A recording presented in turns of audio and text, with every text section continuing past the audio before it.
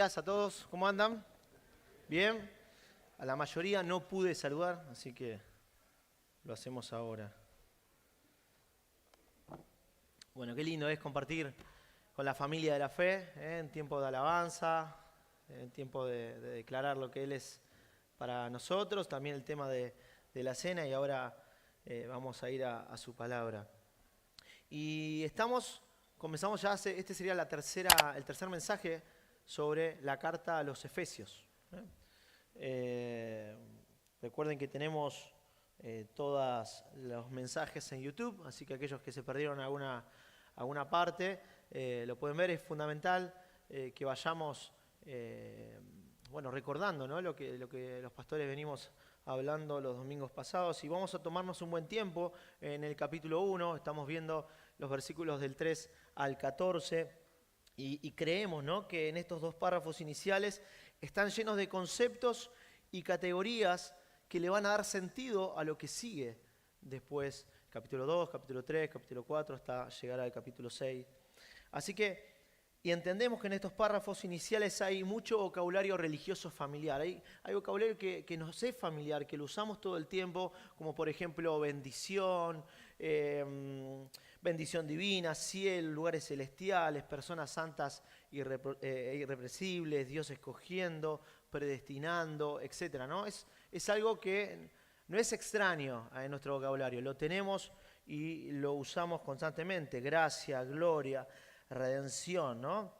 Ahora, uno de los mayores desafíos es intentar no traer a nuestras mentes lo que queremos saber sobre estas palabras.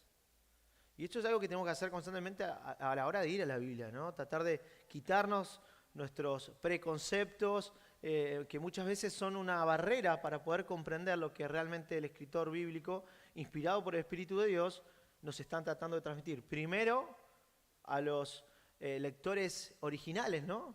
Y luego a nosotros, hoy la iglesia de este siglo. Ahora, quisiera que abras tu Biblia en Efesios capítulo 1, vamos a leer el versículo del 3 al 14.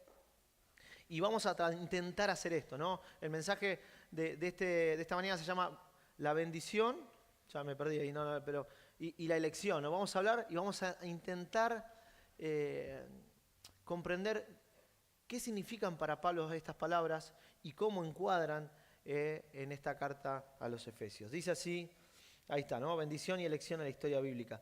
Efesios 1:3 dice: bendito sea el Dios y Padre de nuestro Señor Jesucristo, que nos ha bendecido con toda bendición espiritual en los lugares celestiales en Cristo, según nos escogió en Él antes de la fundación del mundo, para que fuéramos santos y sin mancha delante de Él. En amor nos predestinó para adopción como hijos para sí, mediante Jesucristo, conforme al beneplácito de su voluntad, para alabanza de la gloria de su gracia, que gratuitamente ha impartido sobre nosotros en el amado. En Él tenemos redención mediante su sangre, el perdón de nuestros pecados, según las riquezas de su gracia, que ha hecho abundar para con nosotros en toda sabiduría y discernimiento. Nos dio a conocer el misterio de su voluntad, según el beneplácito que se propuso en Él, con miras a una buena administración en el cumplimiento de los tiempos. Es decir, esto es clave, de reunir todas las cosas, ¿en quién? En Cristo, tanto las que están en los cielos como las que están en la tierra. En Él también hemos obtenido herencia, habiendo sido predestinados según el propósito de aquel que obra todas las cosas conforme al consejo de su voluntad. Versículo 12, a fin de que nosotros, que fuimos los primeros en esperar en Cristo, seamos para alabanza de su gloria. En Él también ustedes, después de escuchar el mensaje de la verdad, el evangelio de vuestra salvación, y habiendo creído, fuiste sellados en Él con el Espíritu Santo de la promesa, que nos es dado como garantía de nuestra herencia, con miras a la redención de la posesión adquirida de Dios para alabanza de su gloria. Hasta aquí el relato y lo que vamos a leer.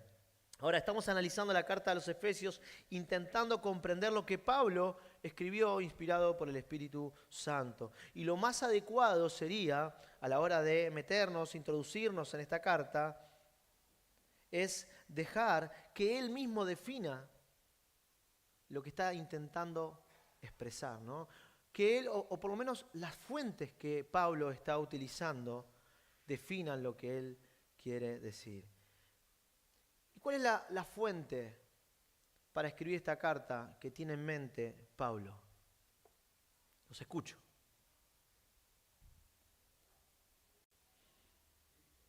Cristo, bien. Bien, pero... Gracias, Carlos. El Antiguo Testamento. ¿De dónde saca? Nos saca agarrado de... La fuente que utiliza Pablo para poder escribir esta carta, para hablar de Cristo, para hablar de todo lo que nos va a hablar, es justamente el Antiguo Testamento. Él va a tener esto siempre en su mente. Ahora, y eso es lo que vamos a hacer en el día de hoy, desarrollar las definiciones de estas palabras poniéndonos, ¿no?, en la mente de Pablo. Ahora quisiera dar un ejemplo de que las palabras no dicen nada si no tienen un contexto. ¿Estamos de acuerdo con eso? ¿Sí? Bueno, ¿quién hace emoción? No, broma. Ahora, un ejemplo. Estamos con Ivana, mis hijos, en un bar, estamos tomando una merienda, y en la mesa de atrás hay dos hombres hablando y empiezan a hablar y se escuchan, ¿no? Yo me distraigo mucho, en estos lugares me distraigo muchísimo, pasa la gente, escucho, una cosa de loco. Y empiezo a escuchar porque empieza a hablar fuerte el de atrás y dice, vamos a entrar ahí y los vamos a matar. Bueno, yo, entre que me distraigo. Yo estoy de espalda, no veo quiénes son esas dos personas. Ahora yo puedo imaginar que esas dos personas tienen un equipo deportivo azul, con un escudo azul y amarillo. No sé de qué se ríen. Ahora, que están en la mesa planificando algunas estrategias. Y yo digo, es parte del nuevo equipo, del nuevo plantel, ¿no? Del nuevo cuerpo técnico de Central, que nos quedamos de hecho sin cuerpo técnico. Estos son los nuevos que están planificando el partido del sábado que viene, del cual no vamos a poder ver, yo no voy a poder ver, vamos a estar en misiones con algunos hermanos acá, con los hermanos guaraníes. Y pienso, bueno, ¿qué será entrar ahí? Lógico. ¿Qué será? Entrar al Gigante de Arroyito, entrar al campo de juego. ¿Y qué será? Los vamos a matar.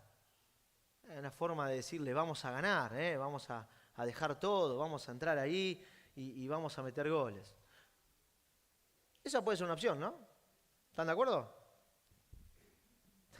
No. Los hinchas de Newell's me dicen que no están de acuerdo con esto, claramente. Ahora, puedo pensar que estos dos hombres tienen ropa de trabajo, bota funcional, pampero, el pantalón, la camisa, unos cascos, están en una obra de construcción y dice, vamos a entrar ahí. ¿Qué será eso? Bueno, tal vez están en una obra de construcción, hay un terreno baldío al lado y dejaron una pared medio a terminar y están pasándose algunos roedores, algunas ratitas, y le están comiendo los cables, están haciendo un lío bárbaro. Entonces, estos dos están planificando, vamos a entrar ahí. ¿A dónde? A la obra de construcción. ¿Y qué vamos? Vamos a matarlo. ¿A quién? Y vamos a fulmigar, vamos a hacer algo para que no entren más porque están arruinando nuestro trabajo. Y así podemos estar toda la mañana pensando qué significan esas frases, ¿no? Ahora, esa frase dependerá, esa oración, de un montón de cuestiones, como por ejemplo, quiénes son las dos personas, de dónde vienen, a dónde van después de ese café, cómo están vestidos. Entonces, ¿qué quiero decir con esto? Las palabras no significan nada si no tienen un contexto, ¿no? Entonces, la gente quiere decir cosas mediante el uso de palabras, pero las palabras son moldeables. Depende de quién sean, dependen a dónde vayan, cuál sería su responsabilidad, etcétera, ¿no? Entonces, dependiendo del trasfondo, dependiendo de la conexión, tendrán un matiz de significado diferente. Entonces, este concepto sería bueno tenerlo siempre presente cuando vamos a las Escrituras. Porque muchas veces nosotros, ¿qué hacemos? Trasladamos nuestra cosmovisión a las Escrituras, y las Escrituras fueron escritas en otro tiempo, bajo otra cultura, con otra forma de ver el mundo. Entonces es necesario que podamos encuadrar, ¿no? Poner en contexto las palabras. Y si tenemos presente este concepto, nos va a ayudar a aprender el vocabulario bíblico, que es algo que estamos intentando hacer hace un tiempo como iglesia, ¿no? Como para estar más cercanos a lo que los escritores bíblicos nos quieren decir. Sí, hermano.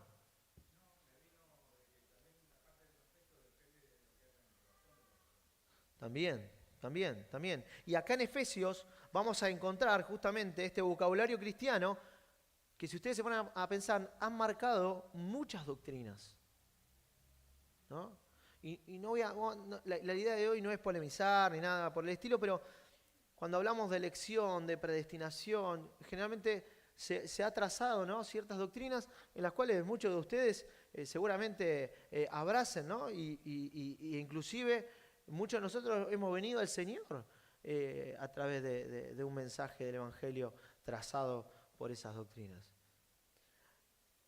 Pero ¿será que Pablo estará pensando, cuando habla de predestinación, de elección, estará pensando en la salvación individual de las personas? Bueno, hoy quisiera que analicemos bien estos conceptos, porque la Biblia no usa estas palabras de esta manera. La historia que los profetas y los apóstoles, incluido Pablo, tienen en sus cabezas es una historia mucho más rica, con más matices. Por eso la idea es reconstruir nuestras definiciones de estas palabras que el mismo Pablo está utilizando, y vamos a usar la Biblia, ¿no?, el Antiguo Testamento y lo que Pablo tenía como para poder encuadrar y establecer estas palabras que nos van a ayudar a comprender mucho mejor la carta a los Efesios.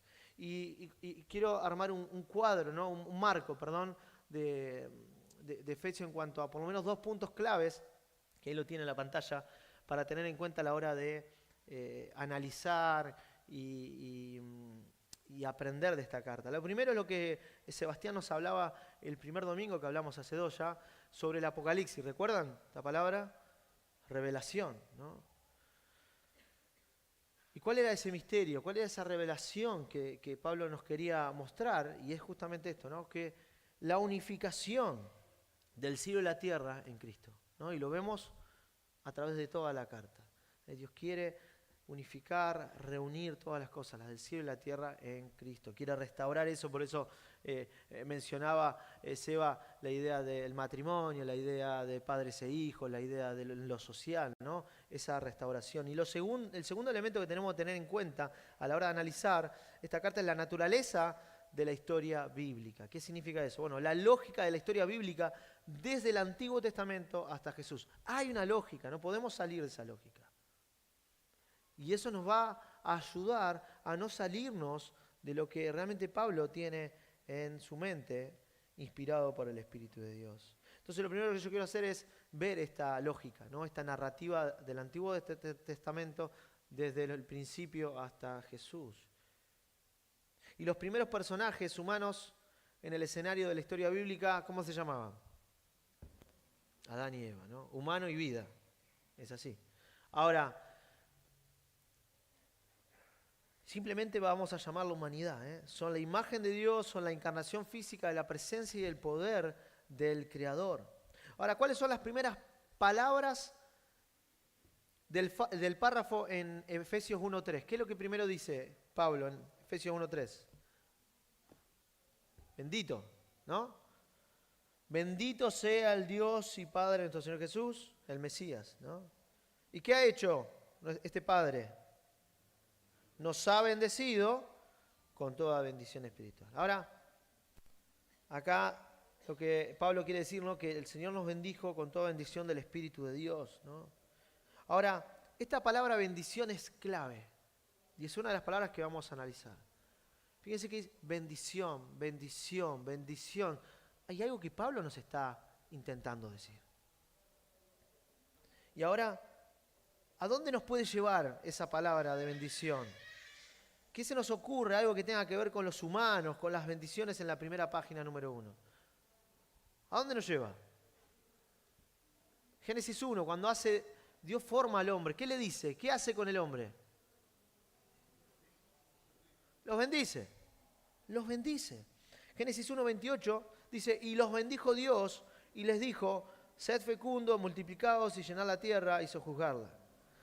Entonces, Pablo tiene en su mente el Génesis cuando escribe Efesios.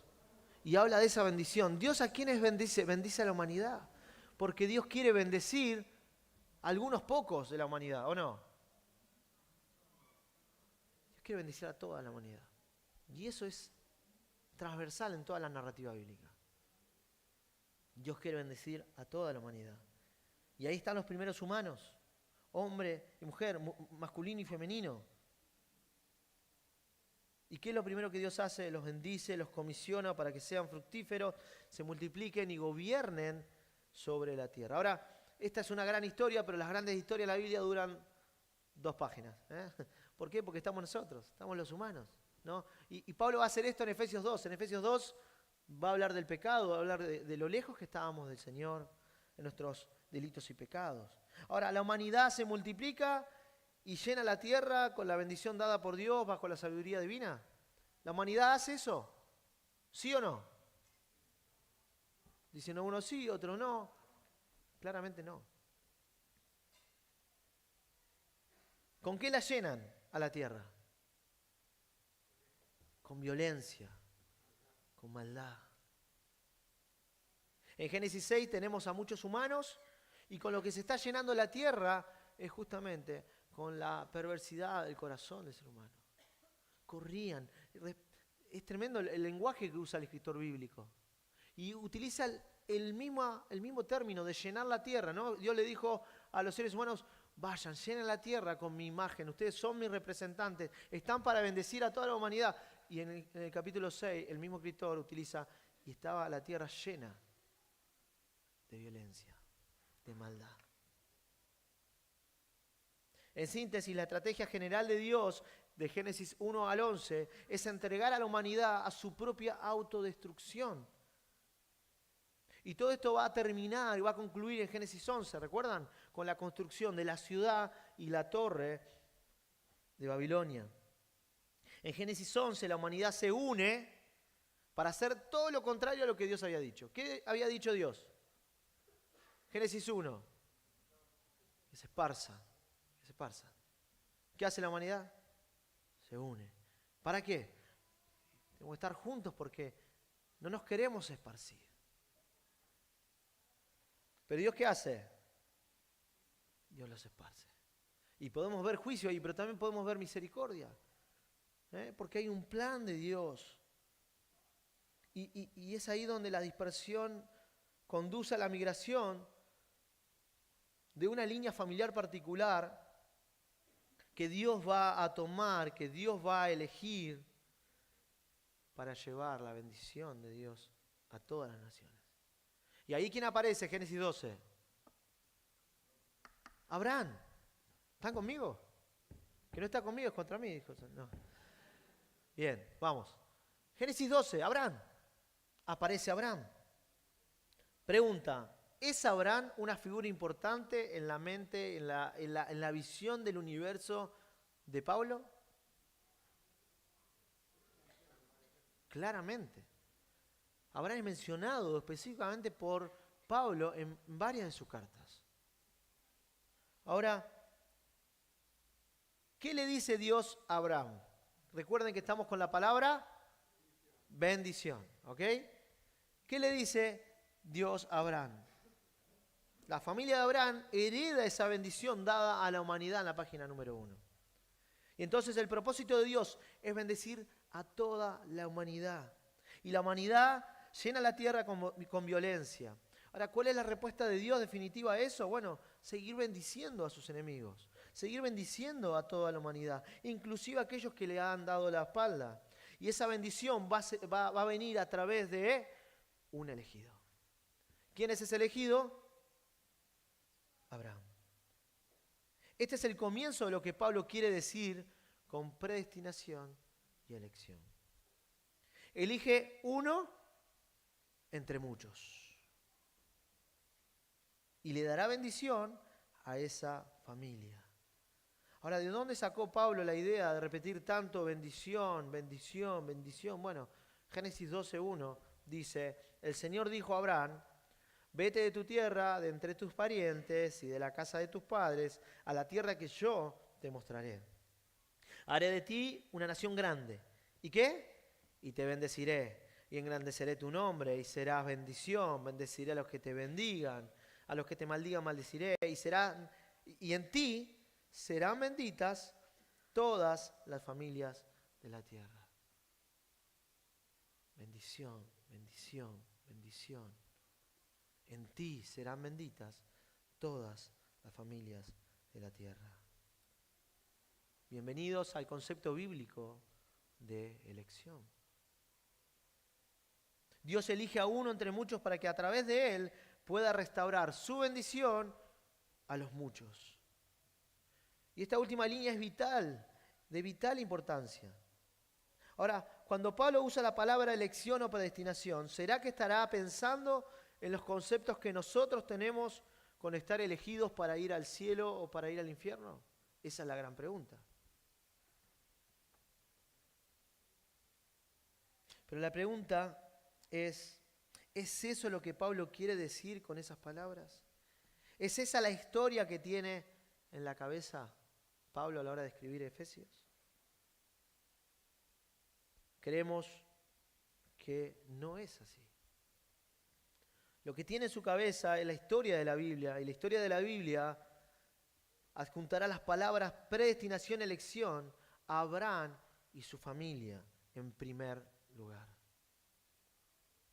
Entonces la lógica de que Dios elija a uno es precisamente convertirlo en el vehículo para bendecir a toda la humanidad, a todas las naciones.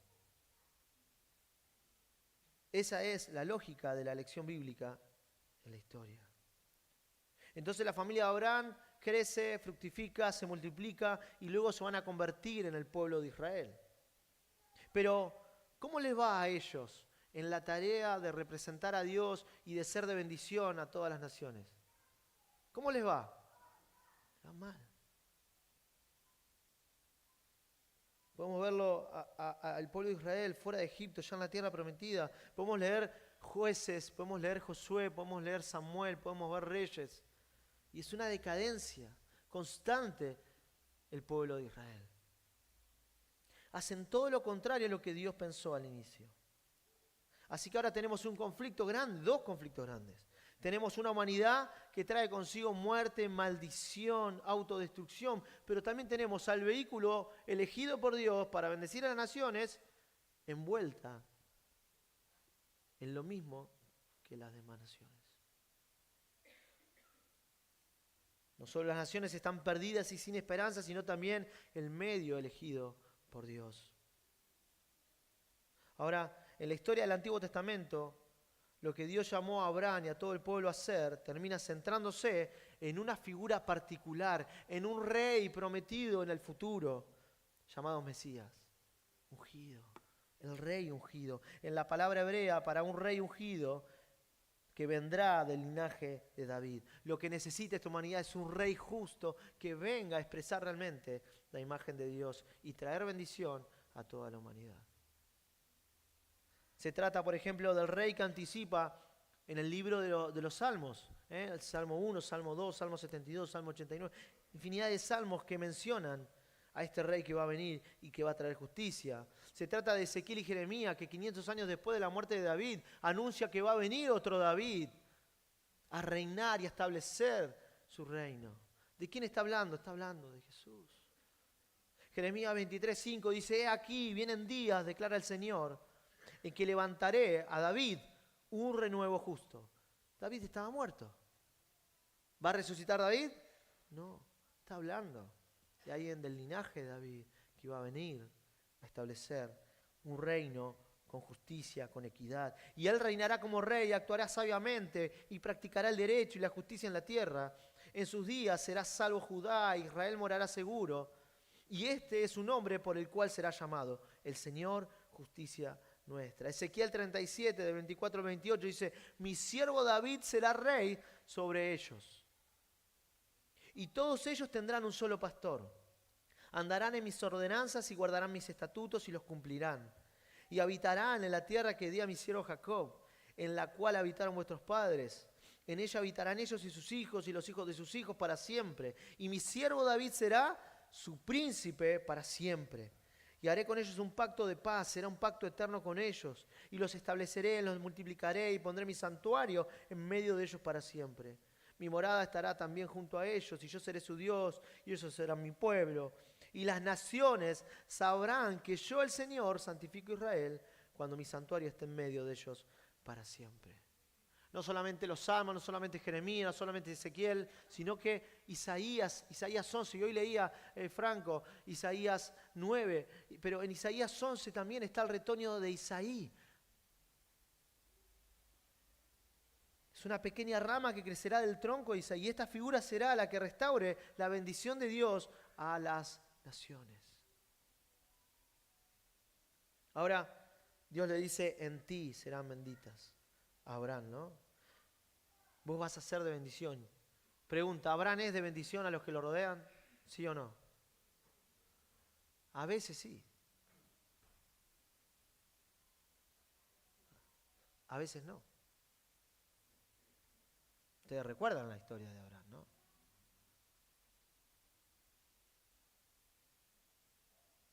Pero Dios lo elige a él como un vehículo. Ahora, cuando terminás de ver la historia de Abraham, del pueblo de Israel, sin saber de ese rey prometido, uno dice, no sé cómo estas personas van a traer la bendición de Dios para las naciones. Y es ahí que los ojos de los profetas del Antiguo Testamento fijan el cumplimiento de la promesa de Dios, no sobre el pueblo en su conjunto, sino ahora sobre el futuro rey, sobre el proveniente del linaje de David. Y el Salmo 72 es un salmo muy hermoso donde todas estas ideas que estamos mencionando se juntan y se ven claramente. Él va a restaurar la paz, Él va a traer justicia a los necesitados, a los pobres. Y va avanzando, no voy a leer todo el Salmo, pero el Salmo 72:1 dice, oh Dios, da tus juicios al rey y tu justicia al hijo del rey. Juzgue él a tu pueblo con justicia, a tus afligidos con equidad. Traigan paz los montes al pueblo y justicia a los callados. Haga él justicia a los afligidos del pueblo. Salve a los hijos de los pobres y aplaste al opresor. Y empieza a hablar de lo que tiene que hacer ese rey. Y llega al versículo 17 y dice, sea su nombre para siempre. Que su nombre se engrandezca mientras dure el sol. Sean benditos por él los hombres. Sean benditos por él los hombres. Llámenlo bienaventurado todas las naciones. Este es un salmo hermoso que habla proféticamente de que los hombres van a ser benditos en él. Benditos por él los hombres. Que los hombres encuentren bendición para sí mismos en él. Que las naciones lo llamen bienaventurado, decía el salmista. Entonces las naciones van a descubrir la bendición divina en y a través de este nuevo vehículo que es Jesucristo, en el cual siempre estuvo presente en la historia. Este rey va a traer sobre las naciones justicia, amor, la sabiduría de Dios, y ellos mismos ahora lo van a declarar bendito. Ahora algo está pasando y estamos viendo, ¿no?, esta lógica de la historia desde el Antiguo Testamento hasta Jesús. Y vemos cómo se va acercando este cumplimiento y va llegando a este clima, a este rey, que es aquel que en la historia de toda la humanidad finalmente vuelve a encarrilarse. La humanidad va a tener esperanza a través de este rey.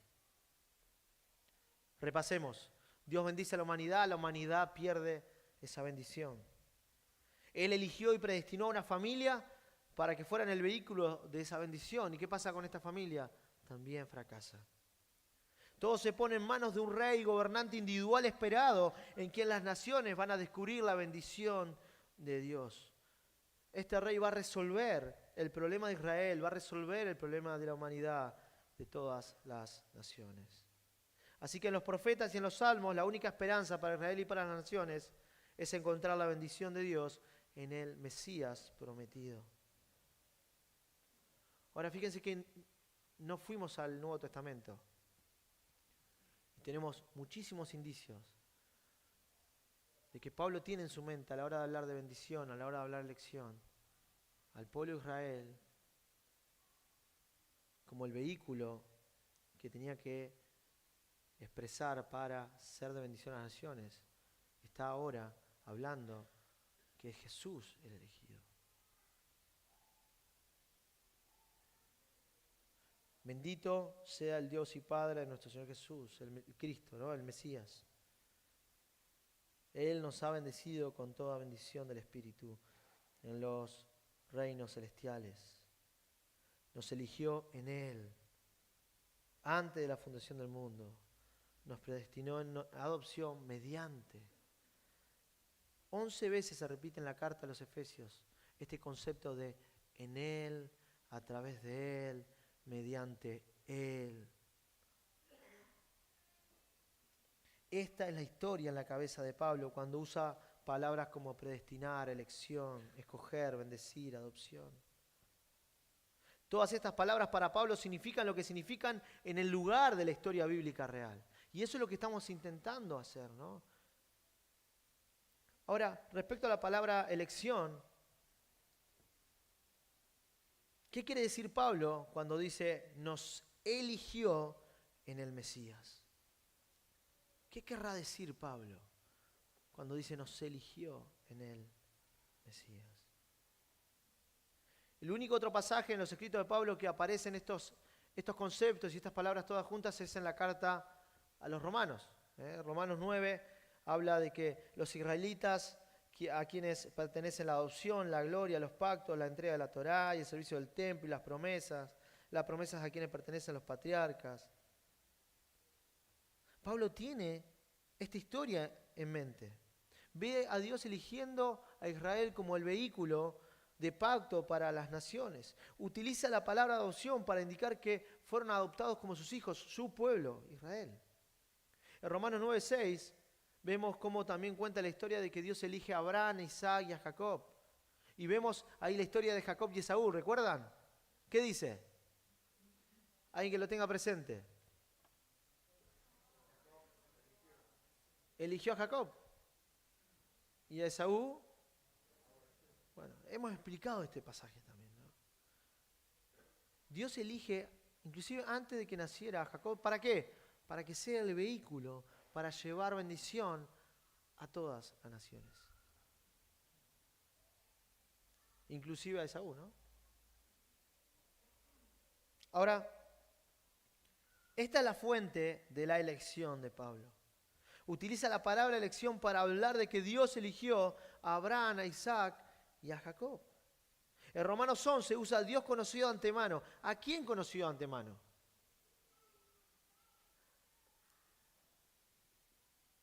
No a mí como individuo sobre el lugar donde debo ir, lugar después de la muerte, al lugar bueno o al lugar malo. Lo que él conocía es al pueblo de Israel. Él predestinó que serían el vehículo de la bendición de su pacto. Así que acá está nuestro punto.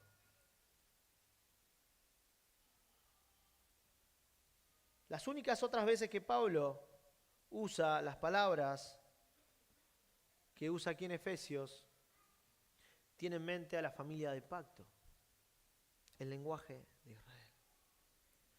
¿De dónde saca Pablo este vocabulario? Bueno, lo dijimos, del Antiguo Testamento. Entonces, a medida que va avanzando la historia, vemos la elección de Israel como uno de los temas principales. Y lo vemos en los primeros libros, en Deuteronomio, por ejemplo.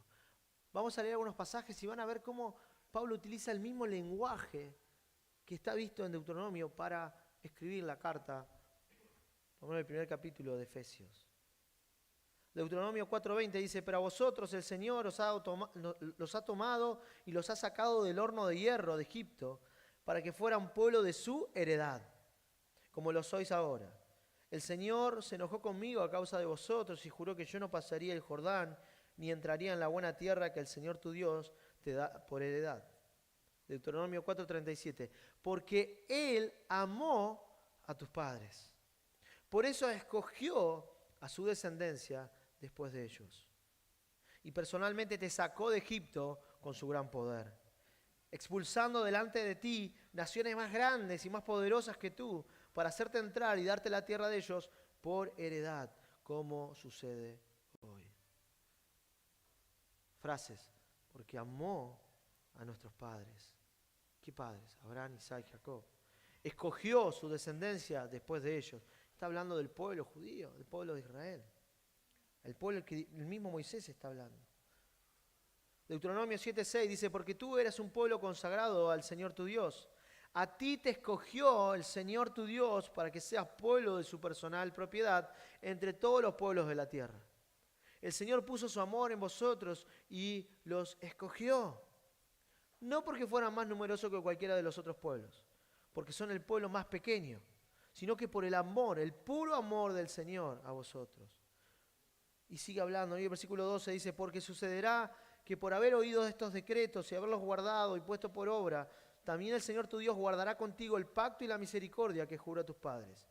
Y te amará, te bendecirá, te multiplicará, bendecirá también el fruto de tu vientre, el fruto de tu tierra, tu grano, tu mosto, tu aceite, las crías de tus vacadas.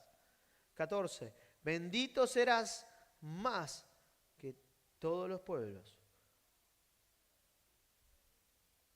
Ahí está el vocabulario del Antiguo Testamento y es el mismo que Pablo utiliza para aplicarlo en Efesios. Ahora, ese es el objetivo de la historia, de que ellos sean un canal de bendición para todas las naciones. Ahora, dijimos, ¿no? ¿Cómo le va al pueblo al ser vehículo de las bendiciones de Dios? Ellos fallan, le va terriblemente. Y entonces ahí vuelve a aparecer este rey mesiánico que va a traer bendición. Lo vemos en el Salmo 89 también, ¿no? David y su linaje son ahora los elegidos entre los elegidos. Ahora es el linaje de David el elegido y el pacto de amor de Dios con ese elegido, quien fue designado antes de la fundación del mundo. Cuando Jesús aparece y se va a bautizar, se escucha una voz, ¿no? ¿Qué dice esa voz? Este es mi hijo amado. Este es mi hijo amado. Y este Jesús es el elegido. Esto es centrar toda la historia de Israel en Jesús. Es declarar públicamente su identidad como el elegido, el amado, el predestinado, aquel en quien la bendición para la humanidad será restaurada y para todos los pueblos. Así que cada palabra clave que Pablo utiliza de este poema está cargado en toda la historia de Israel. No la podemos separar de esto. Una observación más antes de terminar. Efesios 1:12 dice, a fin de que nosotros, ¿quiénes son nosotros? A fin de que nosotros, que fuimos los primeros en esperar en Cristo, seamos para alabanza de su gloria. ¿Quiénes son nosotros? Los primeros en esperar en Cristo. Pueblo de Israel. En él también ustedes. ¿Quiénes son ustedes? Los gentiles. Después de escuchar el mensaje de la verdad, el evangelio de vuestra salvación, y habiendo creído, fuiste sellado en él con el Espíritu Santo de la promesa. Israel, ellos son la familia elegida. Son todo lo que acabamos de hablar recién. Y son lo que Pablo dice nosotros, los primeros en creer. Pero la bendición termina con Israel, no. Vemos que Pablo dice, y también ustedes, que estaban lejos, ¿no? Lo hemos visto la semana pasada y la anterior, que estaban lejos, extraños a los pactos. Ahora ustedes, si escuchan, si creen, van a ser sellados por el Espíritu y van a recibir la bendición de parte de Dios en el Mesías. Y esto es lo que aparece en Efesios. Y después vemos en el capítulo 2 que Pablo va a decir, ustedes, nosotros, eso ya no existe más. Ahora somos uno, que podemos entrar al trono de Dios por medio de Jesucristo. Dios, por su gran amor, ha destinado que los que creen en Cristo sean adoptados como sus hijos e hijas. Ahora, la elección aquí es corporativa. Si uno está en Cristo, Es elegido y parte de la familia mesiánica destinada. ¿Me siguen? En lo que Pablo no enfoca su lenguaje es en hablar de una elección pretemporal de humanos individuales fuera de Cristo para estar en Cristo. Y yo sé que esto a algunos no le va a cerrar, pero lo tiramos y lo analizamos juntos. Pablo no dice, Él los predestinó y eligió para estar en Cristo. Lo que Pablo dice, inspirado por el Espíritu Santo, es, Él los predestinó en Cristo. Es decir, Cristo es el predestinado. Él es el elegido y vos podés estar en Él. Si alguien estaba en Israel, era parte del pueblo elegido. Pero había personas que no querían ser parte del pueblo de Israel y a través de la apostasía se corrían. Como también había personas que no eran israelitas, pero tenían la fe puesta en el Dios de Israel y podían ser parte de la familia. Lo vimos hace poquito en el libro de Éxodo, ¿no? Se tenían que circuncidar y a partir de ahí eran parte y podían participar de los pactos de Dios y de las fiestas. Eran injertados por la fe en el Dios de Israel. Y eso es lo que trata el libro de Ruth, por ejemplo. Lo vemos ahí. Ahora, en Efesios 1, estos conceptos bíblicos de elección se centran en Cristo, que puede incorporar a sí mismo a los que en Él confían. Cristo se ha convertido en el punto focal de toda la historia bíblica. Él es el elegido. Él es el predestinado. Él es el punto focal de la elección y la salvación de Israel. Porque en el pensamiento de Pablo, hermanos y hermanas, la identidad del pueblo de Dios se reduce a la historia de Jesús. Y lo vimos en Mateo, como Jesús parece que replica la historia del Éxodo. Lo hemos visto, ¿no? Cruzando el Jordán, el bautismo de Jesús y cómo va al monte y cómo la ley se vuelve a dar. Los que están siguiendo nuestros mensajes están entendiendo, entiendo yo, un poquito más de todo esto. Jesús lleva sobre sus hombros la historia de toda la humanidad y la historia de Israel. Y eso es lo que los 4 evangelios están tratando de transmitir. Ahora, dijimos, estás predestinado a estar en Cristo. Él nunca dice eso. Él dice, cuando estás en Cristo, ahora eres parte de la tripulación predestinada. Ahora, cuando habla de entrar en Cristo, de cómo entrar en Cristo, lo cual hace al final del párrafo que acabamos de leer, ¿qué es lo que dice? No habla de la predestinación de Dios programando a las personas para estar dispuestas a la fe. Lo que dice Pablo es, cuando ustedes escuchan y creen, son sellados por el Espíritu Santo. Es decir, que cuando menciona entrar en Cristo, dice, oíste, creíste y fuiste sellado. Lo que significa es que Pablo simplemente no está abordando los temas que la mayoría de nosotros hubiera querido que abordara. ¿Cómo puedo terminar ser alguien que cree? ¿Será que la fe de adentro viene de afuera? ¿Serán los dos? Bueno, Pablo no aborda eso.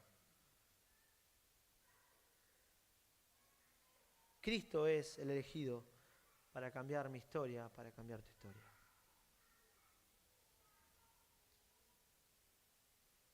El que tiene a Cristo, tiene la vida. El que no tiene a Cristo, déjame decirte, no tiene nada.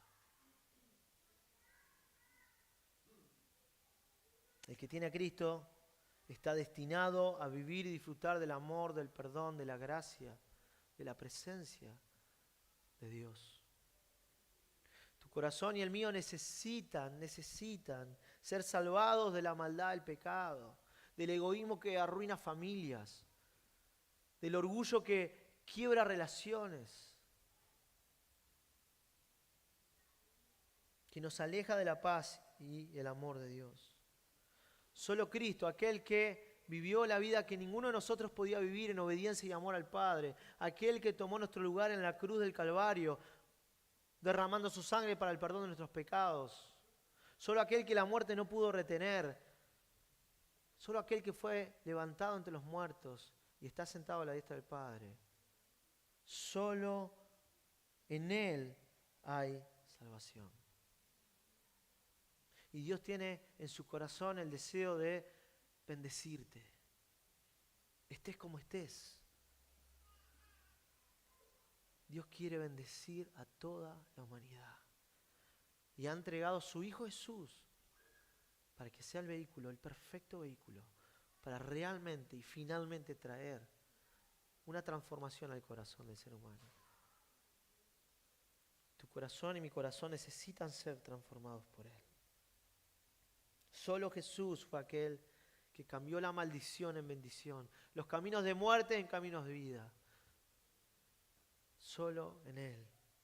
Y este es el mensaje de la verdad. Este es el mensaje de nuestra salvación. Yo no sé cómo estás hoy, pero te animo a que puedas probar a Dios.